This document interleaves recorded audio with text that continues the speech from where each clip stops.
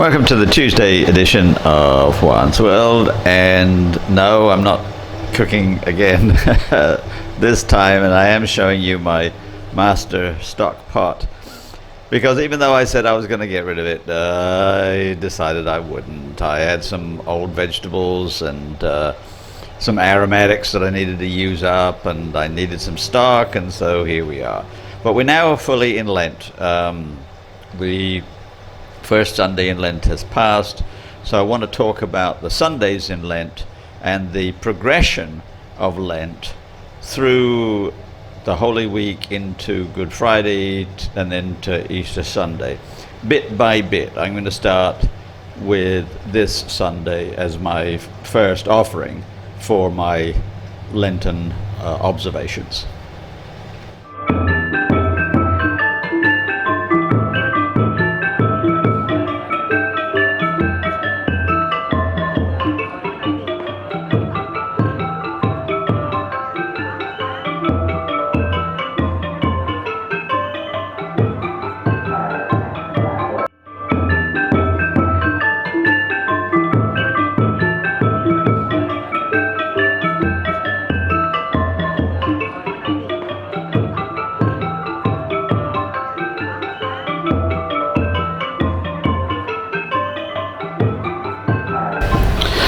So today is the first Sunday in Lent, and it's called Invocabit Sunday. Every Sunday in Lent has a name based on the collect of the day, and the collect for today starts Invocabit and goes on. And I'm going to talk about the Sundays in Lent, and I'm going to talk about the Lenten wreath that I have here. It's the opposite of a Advent wreath. The Advent wreath, you light a candle each Sunday. The Lenten wreath, you extinguish a candle each Sunday. It's reminiscent of the Tenebrae service, which happens on Maundy Thursday. I'll get into all of that later. But today is Invocabit Sunday, when I'm actually making this video. You'll see it on Tuesday, but I'm making it on Sunday. And on Sundays, one of my common habits is to get on my bicycle and ride around and take photos and whatnot. And I've been thinking I ought to do a video of a bicycle ride. The video is a bit jostly, as you'll see, because bicycle riding in Phnom Penh is not smooth. But this is my neighborhood, and I'll get you started right here. This is my trusty bicycle. This is the bicycle and motorbike parking area in my apartment complex. And off we go. And at the gate you can see there's a guard who sits 24 hours a day taking care of people going in and out. During the pandemic, nobody is allowed in except residents. And now I'm just going to take you down one of the narrow streets near where I live, where I fairly often take a little ride. And you'll see, because it's Sunday, there are a lot more street stalls than there are during the week, because people go out to get their fruit and vegetables and meat and whatnot. And so it's a very big and important day. Now on the left, coming up, are three monks who are walking around collecting alms for the day. And you'll see a few more on the main street when we get there. And I'll show you a little bit about what are laughingly called rules of the road in Phnom Penh. See, here I've got to turn left, and it's a slightly blind corner, and there's a fair amount of traffic there, so the simplest way for me to do it is to turn against the traffic, and I'll just see what's coming. Okay, there's a motorbike coming, nothing there, so now I'll cross over onto the right hand side where I should be. And that's just a normal way that you ride a bicycle or a motorbike or even a car. And this is a fairly typical local neighborhood with various shops. and in fact I was surprised to notice coming up a new supermarket which hadn't been there the last time I've traveled down this street. But mostly it's private vendors, and there are some barbecue stands, and there to the left, to the right, sorry, there's some coconuts being sold, and then coming up is the Lucky supermarket that I didn't know was there. I'll have to check that out, because I do sometimes need to use a supermarket. And then you'll see there are places to get men's and women's apparel, and that passing was a charcoal truck. And then we're going to be coming up to some more fruit and vegetable vendors in a minute. This is not a busy road, I'm pleased to say, is why I took it in order to do the photography, because the busier roads, I'd be swerving around all over the place. And I don't want you to cringe too much. The motorbikes and the cars do come pretty close, but they're at enough of a distance, several centimeters. I can manage to avoid cars and people fairly easily. The angle of the lens makes it look a little bit dodgier than it is, although it is pretty dodgy. I mean, I've been hit twice, so I'm not going to say that it's completely and absolutely safe. And now coming up on the right are a lot of fruit and vegetable stalls,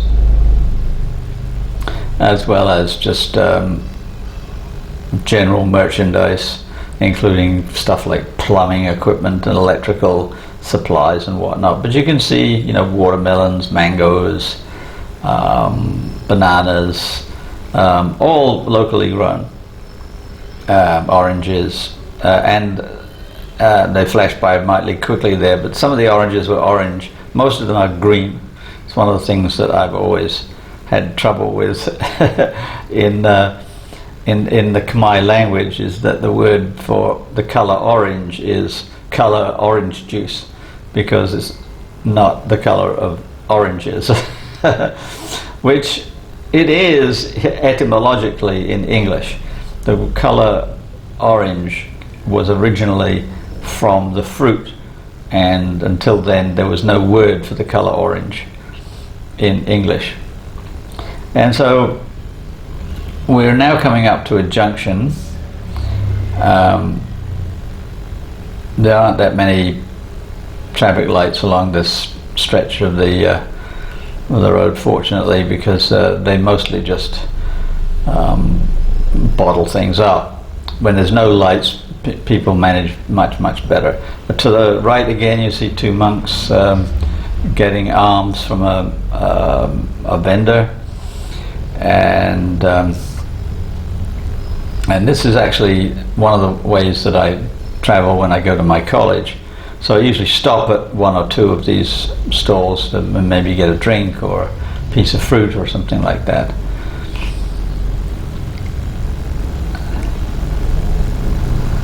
And now we're approaching the junction,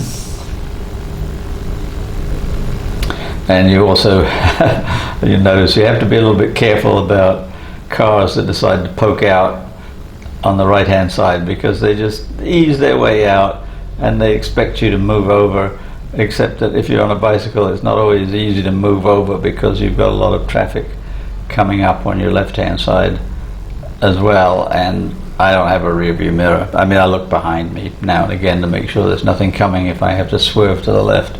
But if I have to do it quickly because a car is just poking its nose out, then it's a problem. Okay, now here's the one junction. This is a pretty major east-west route that leads into the center of the town to the left and out to the airport to the right. I'm going over because I want to go to the pagoda that is just on the other side. It's not the closest pagoda to where I live, and it's not necessarily my favorite, but I like it right enough. And it's an easy bicycle ride. I walked here the first time. It's a bit of a longish walk, especially on a hot day. Right now, I think the temperature is about 30 degrees Celsius, so that's in the upper 80s, and pretty well 90% humidity, so it's not a grand idea to be out walking for several hours. This walk would take me about 40 minutes, I think, something like that. Whereas by bicycle it's only about 12-15 minutes. And there's another monk on the right taking alms. And I'll put a caption at some point to give you the name of the temple and explain it a little bit. And people pretty much drive motorbikes, not cars, tuk-tuks and motorbikes. They drive through the pagodas fairly commonly. And you'll notice that they're not particularly attractive when you see them in their totality. You know, there's a lot of rubbish on the side of the road, and now I'm going to get off my bike, and so be a little wobbly for a bit. And ahead of me is a street that I'm going to go down in a minute that's lined with stupas, they're graves. But to the left here is the lotus pond, so I want to just stop here and just take a look at it. Most pagodas in Phnom Penh have some form of water feature with lotuses in them, and they're very calming and peaceful on a hot day. So now I'm just going to wend my way around the pagoda complex. And it's much like most of these complexes. That is, there are a lot of stupas. The stupas are these vertical, like stepped towers that are over somebody's grave, an individual grave. Although once in a while they might be a family grave, but mostly they're just individuals. And rich individuals, people who can afford to have this sort of thing built. And they're always being renovated and new ones added all the time. And so I'm just going to go down to the end of this little street, because there's a plaza at the end that has a lot of statues and decorative items that are very common. Some of them are Chinese zodiac figures, elephants, very common, sacred elephants, sometimes dragons, archers, warriors, depictions of Khmer wars, a lot of which was copied from the temple at Angkor, which has just enormous numbers of bas-reliefs of temples, of religious figures, of war chariots and gods screaming down from the sky and whatnot. So I'm just walking around the plaza right now, and to my left is a fountain which is not working right now, which is unfortunate, and then to the left is the dormitory for the monks, and over to the right is the actual pagoda. It's not very big, and nobody was actually in there at the time that I was walking around, which I'm not entirely sure why, because it was about, I don't know, 8 o'clock in the morning. 8 o'clock on a Sunday, there's normally people active in the pagoda, but they weren't here for some reason. They were busy doing other things. I noticed this, for example, to the left there was a workman and a monk, and they're working on painting a hearse. That's what a hearse in Cambodia looks like. And here's the central pagoda, and you can't really see from this video, but it's got 12 figures circling around the outside. They're the 12 figures of the Chinese zodiac. It's very common to have a tiger with somebody on board, and then a rabbit with somebody riding, and a dragon and somebody riding, and so on. So okay, so now I decided to get back on, and I'm gonna now turn around and head back home. And this entryway is one of the ways you know when you're on a main road that there's a pagoda somewhere.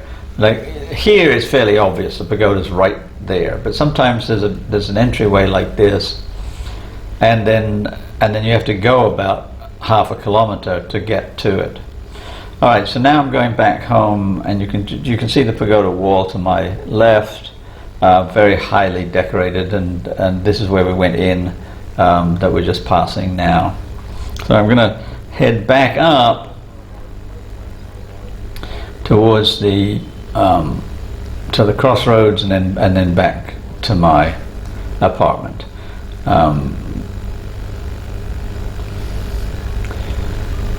This is a sort of moderately middle class district, I guess you would call it. The apartments here are, by local standards, fairly well built and reasonably expensive. By reasonably expensive, I mean it costs between, let's say, $300 and $350 a month to rent a 1 or 2 bedroom apartment in this area, which represents much more than most local people can afford. The average daily wage in Phnom Penh is $2. So that means that a worker earns somewhere close to $50 or $60 in a month. And if the rent is $350 in a month, it's not happening. So I switched the camera off when I got to the junction here, because I was stuck here for some minutes, and it's not very amusing to have the video going and just standing watching other people doing things. So now we're back heading up the street towards my apartment building, and so it's not so very different. There's a couple of odds and ends I'd like to point out as we go up this street. And as I was saying before, it is important to remember that Cambodia is an extremely poor country, and that the vast majority of people make almost no money. $2 a day is considered to be a pretty good wage, and we're not talking about $2 for every day of the year. We're probably talking about 250 days of the year maybe. So $500 a year is not uncommon. Now, a lot of people grow their own food, or they have access to food that doesn't cost them much, if anything at all. So they're not necessarily starving, although the pandemic created some severe problems. Coming up here, this woman has a hand cart. She's got some fruit, I think, in it. The hand carts are very common ways of selling drinks, food of various sorts. Some of them have charcoal burners or wood burners, and they can cook eggs or bananas or a variety of things. And that's what's all along the right hand side here are hand carts with food, and there are also a few not exactly restaurants, but street stalls that are selling noodles, rice, and also along here are two vendors selling meat. I don't think you can really see them, and I don't buy my meat from these people because they're leaving the meat out in the open all day, no refrigeration. Mostly selling chickens and pork, but I get mine from a regular butcher at a supermarket, where I'm more assured that it's fresh and refrigerated and has a sell-by date and all of those good things. And so now we're coming into the thick of the shops again. We're getting fairly close to my apartment building now. This is a very short ride for me. Normally I would go for maybe 15, 16 kilometers. This is more like 3 kilometers. But you know, it's a Sunday and it's the first Sunday in Lent, and so I'm trying to be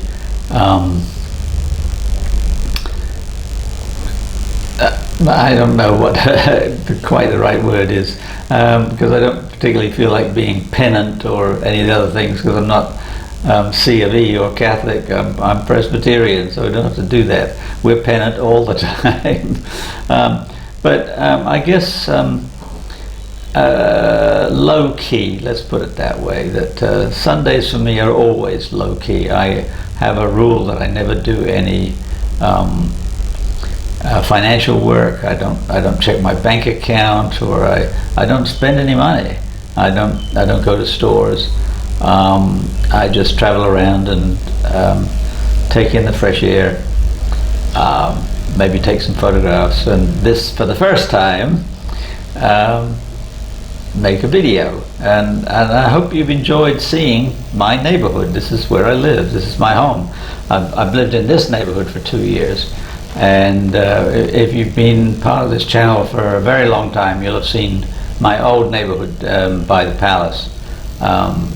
But this is the first time I've been on my bicycle with my camera. Now we're just coming up to a turnoff on the right, and that's going to lead to my apartment building.